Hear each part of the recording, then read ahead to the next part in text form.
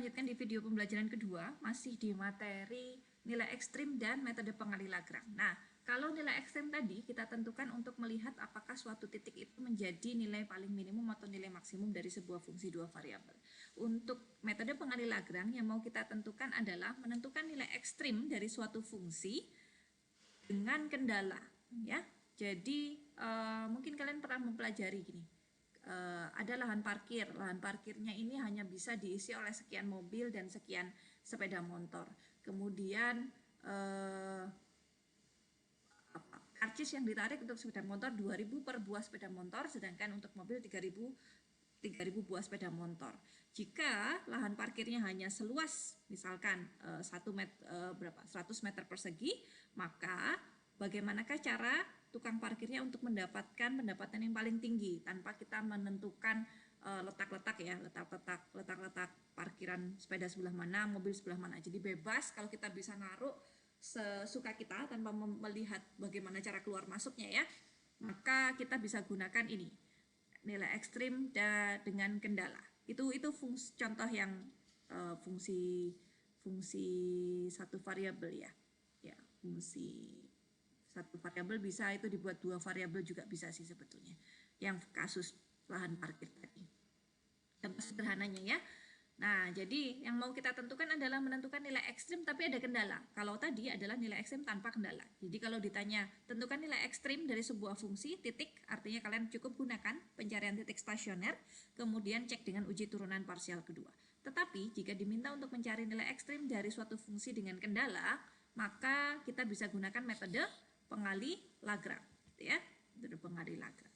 Nah, kita harus tentukan dulu fungsi f-nya, tentukan dulu fungsi g-nya, perhatikan bahwa g-nya harus sama dengan 0 ya. Artinya jika fungsi kendalanya ini sama dengan sesuatu konstan, konstannya tarik sebelah sini agar dia sama dengan 0. Jadi solusinya kita buat f menjadi 1 ubah, kemudian kita cari, tujuannya adalah kita mencari ini nih. Kita mencari ini, titik stasioner ketika grad f sama dengan lambda dikali grad g. Dan GXY-nya harus sama dengan 0. Ini kendalanya dan ini adalah pengali Lagrange. Nah, si lambda inilah yang kita sebut sebagai pengali Lagrange. Ini akan mendapatkan nilai paling ekstrim ya dari masalah kita gitu. Dengan kendala GXY sama dengan 0. Contohnya, saya punya fungsinya XY, kendalanya adalah X kuadrat plus Y kuadrat sama dengan 8. Perhatikan bahwa G-nya saya ubah dulu jadi sama dengan 0. Jadi X kuadrat plus Y kuadrat min 8 adalah menjadi GX-nya. Kemudian saya cari solusi untuk ini, di mana grad F-nya itu adalah Y, X, sedangkan grad G-nya adalah 2X, Y. Dan saya dapat X-nya ini, Y-nya ini, gitu ya. Nah, sebetulnya kalau kalian mau mencari lambdanya juga akan ketemu gitu ya. Kemudian saya dapat 4 titik stasioner.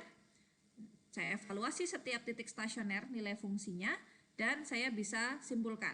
Jadi dia mencapai minimum di titik 2, min 2, dan min 22 dengan nilainya min 4. Sedangkan maksimumnya di 2,2 dan min 2, min 2 sama dengan 4. Sederhana ya, tetapi bagaimana mendapatkan ini yang akan menjadi tahapan tersendiri, proses tersendiri untuk kalian hitung gitu ya. Kemudian ini adalah untuk metode pengali Lagrange fungsi 3 variabel. Ya kurang lebih sama, intinya kita mencari grad f sama dengan lambda grad g, di mana GX-nya sama dengan 0, gitu ya. Oke, jadi kalau saya punya fungsi 3 variabel ini, kendalanya adalah ini, saya tentukan dulu fungsi g-nya. G-nya adalah x min 4, hati-hati ya, harus dibuat menjadi sama dengan 0. L-nya saya tahu, sehingga saya mau menyelesaikan ini saya mau cari lambda yang sesuai dengan persamaan ini gitu ya. Nah, perhatikan ya, ini akan menjadi masalah tersendiri sebetulnya. Kenapa? Karena di sini saya punya 4 variabel tidak diketahui, X, Y, Z, dan lambda. Bagaimana cara menyelesaikannya? Menyelesaikannya adalah buat ini jadi lambda sama dengan. Jadi yang pertama kamu buat jadi lambda Y plus 2Z per YZ gitu ya. Dari yang pertama, yang kedua kalian akan dapatkan lambda sama dengan XZ, X plus 2Z per XZ gitu ya. Yang ketiga, Anda akan dapatkan lambda sama dengan 2X plus 2Y per XZ. Nah, ini kan sama dengan lambda, artinya akan dapatkan persamaan yang sama ya. Ini XZ, terus ini juga sama dengan 2X plus 2Y per XZ gitu. Nah, ini kalau diselesaikan itu akan mendapatkan titik stasionernya ini 221 dan min 2 dengan nilai fungsi 221-nya adalah 12. Oh ya, ini adalah min 2 Z-nya tentukan sendiri ya. Jadi kalau XY-nya adalah min 2 maka saya bisa dapat Z-nya sesuatu ini di sini. Kurang lengkap sedikit ya. Nah, dengan nilainya adalah 12 gitu. Dan kita bisa tahu bahwa si 221 ini adalah titik minimum ya, titik minimum mutlak dari fungsi L.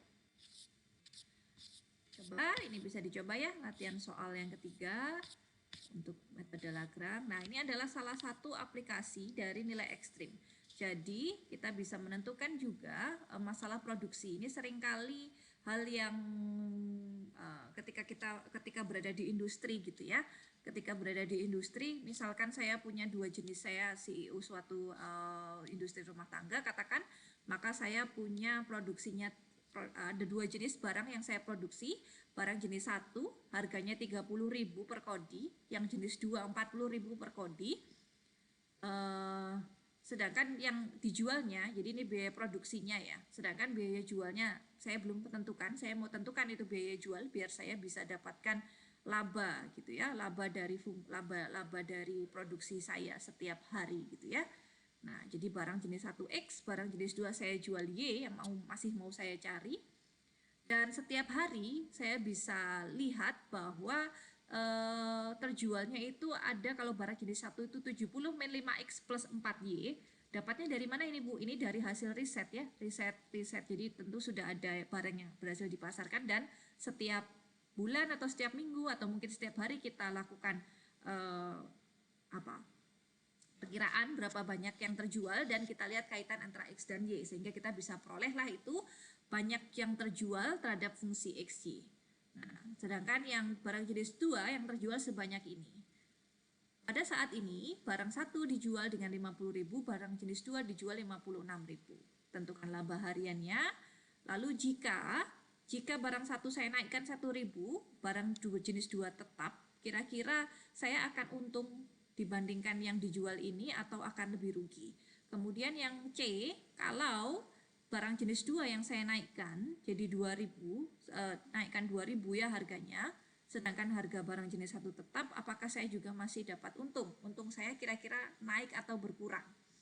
Kemudian jika labanya 725.000, barang jenis 2-nya 55.000, saya mau melihat laju perubahan barang jenis 2 terhadap barang jenis 1.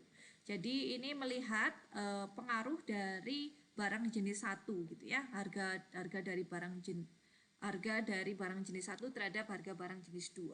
Sedangkan yang E itu kita mau menentukan harga jual agar diperoleh laba maksimum. Nah, dari tiap slide ini kalian sudah cukup detail, saya rasa sudah bisa diikuti harusnya. Jadi laba itu kita tahu dia harga jual dikurangi biaya produksi, sehingga barang 1 saya dapat X min 30, barang 2 saya dapat Y min 30, maka laba hariannya akan berbentuk fungsi 2 variabel.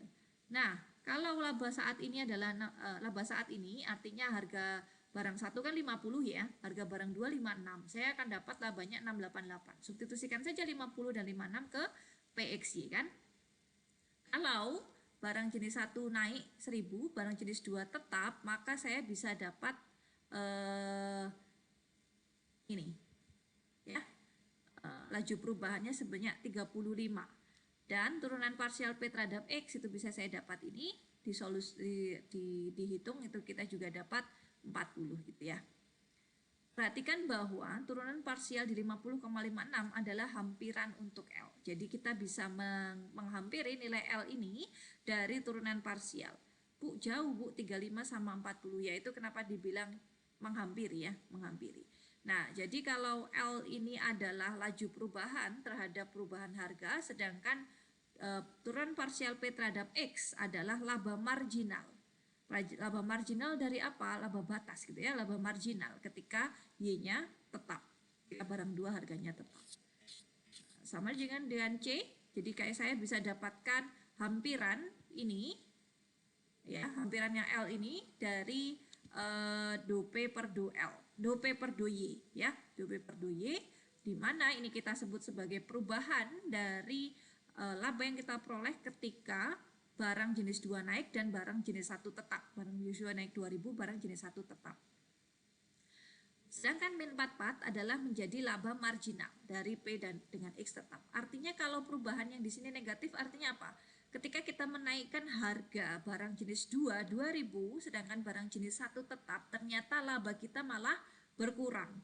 Sedangkan kalau di masalah yang B tadi, ini labanya positif ya. Artinya ketika barang jenis 1 harganya kita naikkan, sedangkan barang jenis 2-nya harganya tetap, ternyata kita dapat untung lebih. Nah, ini yang harus ditahu ya.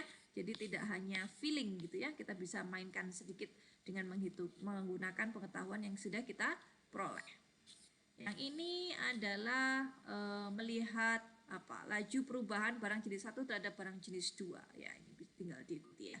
Jadi kalau saya mau melihat seberapa signifikan sih perubahan harga jenis 2 jika barang jenis 1 saya naikkan. Nah, ini kita lihatnya di sini ya. Oke. Yang ini coba sendiri ya. Oke, yang terakhir adalah terkait fungsi produksi Cobb-Douglas dalam analisis ekonomi. Jadi di bidang ekonomi kita juga punya fungsi 2 variabel. Salah satunya adalah fungsi Cobb-Douglas. Fungsi Cobb-Douglas ini apa sih sebenarnya? Ketika kita bisa melihat bahwa hasil produksi suatu pabrik itu bergantung kepada besarnya investasi modal dan besarnya jam kerja L. Jadi semakin banyak investasi, semakin banyak modalnya, maka hasil produksinya diharapkan akan semakin meningkat tentunya ya. Kemudian jika jam kerjanya meningkat juga kita harapkan banyak produksinya juga meningkat. Nah, ternyata ini sudah diteliti oleh orang ahli ekonomi ya, bahwa kebergantungan ini merupakan fungsi 2 variabel terhadap investasi atau modal dan jam kerja. Bentuknya adalah A dikali K pangkat alfa dikali L pangkat 1 min alfa. Di mana A-nya itu konstanta positif, alfa juga konstanta positif. Jadi nilai Q ini tidak pernah kurang dari 0. Oke? Dan nilai alfa antara 0 dan 1. Jadi pangkatnya juga tidak pernah negatif ya, tidak pernah negatif. Jadi pangkatnya selalu bernilai pecahan lah, ya, bernilai desimal. Nah, fungsi Q ini yang kita sebut dengan fungsi produksi Cobb-Douglas gitu. Jadi peningkatan hasil produksinya ternyata bukan hanya kalau modalnya naik maka produksinya naik. Iya, naiknya sebesar apa? Nah, di sini kita bisa punya fungsinya. Jadi naiknya adalah secara eksponensial ya, mengikuti pangkat alfa. Baik terhadap modal, kalau terhadap jam kerja dia mengikuti pangkat atau eksponensial 1 min alfa. Ini kita bisa mainkan ya. Jadi kalau saya punya anggaran jenis 1 harganya 20.000 per on, jenis 2 30.000 per on, ternyata produksinya mengikuti fungsi Cobb-Douglas tadi dengan A-nya 10, X-nya ini modal ya, Y-nya ini adalah apa tadi? Jam kerja ya. Nah, tentukan X dan Y agar dapat membeli kebutuhan maksimumnya. Ini kita bisa lihat fungsi Cobb-Douglas itu bentuknya eksponensial seperti ini. Ya sebetulnya hanya mengubah fungsinya saja. Ternyata orang matematik tanpa harus mengetahui fungsi eksaknya kan kita sudah punya metodenya. Metodenya adalah metode pengali Lagrange. Artinya tentukan saja fungsinya, kemudian tentukan kendalanya juga, kemudian cari solusi dari grad F sama dengan lambda dikali grad G, sehingga saya dapatkan X-nya ini. Maka saya dapat titik stasionernya 18,8, artinya maksimumnya terpenuhi ketika 18 ons makanan dan 8 ons jenis 2 ya. Di latihan soal bisa dicoba, cukup beragam ya latihan soalnya. Salah satu aplikasi memang. Jadi matematik itu tidak hanya sekedar data ya. Bagaimana kalian punya pengalaman untuk menganalisa, bagaimana kalian punya pengalaman untuk mengubah suatu cerita gitu ya. Suatu masalah yang tidak mungkin masalah di kehidupan nyata itu bentuknya X-nya sekian, Y-nya sekian, tidak ya. Atau masalah ini adalah masalah titik ekstrim dengan nilai kendala, dengan fungsi kendala. Enggak akan ada cerita begitu ya di kehidupan nyata. Jadi saya ajak di sini untuk menerjemahkan. Walaupun ini sudah separuh matang ya. Kenapa saya bilang separuh matang? Masalah-masalah yang ada di sini itu bentuk Persamaannya kita sudah tahu, bentuk xt-nya kita sudah tahu, yt-nya kita sudah tahu gitu ya. Fungsi-fungsi dua perubahannya kita sudah tahu. Nah, ketika terjun di dunia nyata, bisa jadi fungsi-fungsi perubah ini kita harus konstruksi dulu dari data yang sudah ada gitu. Ya. Ya itu cerita nantilah itu ya. Jadi sekarang ke arah ininya dulu. Jadi ini bisa jadi pengalaman belajar yang menarik juga untuk kalian. Oke, gitu ya. Saya rasa untuk materi terakhir untuk UTS, berarti ini masuk untuk UTS, silahkan dipelajari dan semoga UTS-nya semua berjalan dengan lancar dan sesuai yang diharapkan ya, nilai yang diperoleh nantinya. Kalau begitu saya akhiri, wassalamualaikum warahmatullahi wabarakatuh.